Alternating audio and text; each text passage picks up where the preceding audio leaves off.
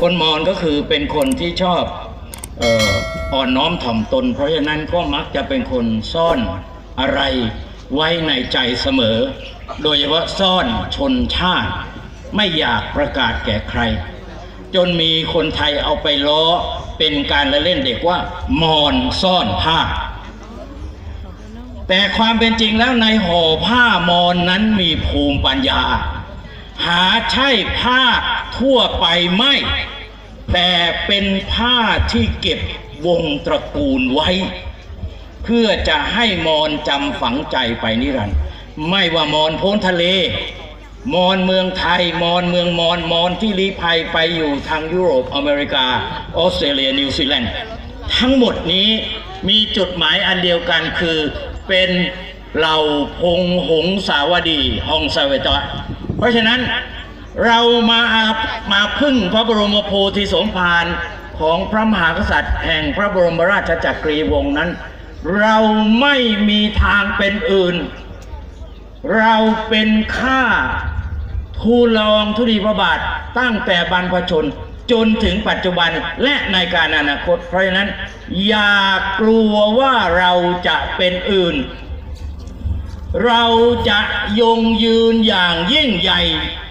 ในความเป็นมอญในเมืองไทยและคงไว้คนไทยเชื้อสายมอญไม่ต้องกลัวครับเขาว่าพูดมอญไม่ได้มันไม่ใช่ปุ่มด้อยอะไรเพราะภาษาในโลกนี้ในที่สุดก็จะเหลือภาษาเดียวคือภาษาอังกฤษกับภาษาจีนเพราะฉะนั้นอย่าได้ไปตำหนิคนพูดมอญไม่ได้ว่าไม่รักชาติไปเยาวราชสิครับคนพูดจีนลูกเด็กเล็กแดงพูดได้สักกี่คนเพราะฉะนั้นอย่าเอาเรื่องภาษามาประนามมาตำหนิมาว่ากล่าวกันว่าเฮ้ยคนมอญทำไมพูดมอญไม่ได้พูดไทยก็ไม่ชัดก็มันพูดไม่ได้มึงจะให้เขาพูดยังไง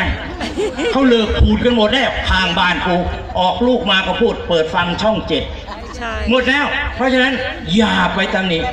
แต่ขอให้เรียนรู้เถอะครับในโลกของโซเชียลเน็ตเวิร์กคือในโลกของสังคมเครือข่ายมันมีภาษาที่อยู่ใน Google อยู่ใน Apple อยู่ในระบบทุกอย่าง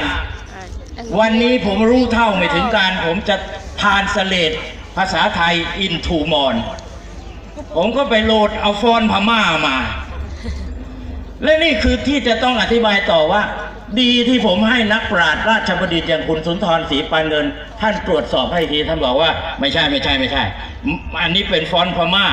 เอาฟอนต์ไทยเอาฟอนต์มอญแท้ๆไปแก้ไขผมก็ปรับปรุงเรียบร้อยแล้วก็เลยบอกว่ามันจะเป็นภาษาอะไรก็ช่างมันเถอะเพราะความเป็นมอญไม่ได้อยู่ที่ภาษาไม่ได้อยู่ที่สรงไม่ได้อยู่ที่เสื้อผ้าไม่ได้อยู่ที่กริยามารยาทแต่มันอยู่ในหัวใจมันดงมงประดอยจอดเนาะเจราเจรู้ชิมปราบโวยกูชิมมูลชิมเส้มชิมนี่กูชิมหัวก็ละเลือดมอญเลือดคนเลือดไทยเลือดเดียวกันอย่าดูถูกดูแคลนกันอย่าข้างแค้นกับพม่าถึงจะไปฆ่าและเอาเมืองมันไม่มีทางทำได้ไม่มีทางทำได้และไม่มีทางทำได้แต่จงแปลความแค้นเคืองที่พม่ามันทำย่ำยีไทยเอามาเป็นสติปัญญาของเราและเอาชนะพม่าในทางการเมืองในเชิงสติปัญญาในเชิงการศึกษาในเชิงศาสนาและเศรษฐกิจเท่านั้น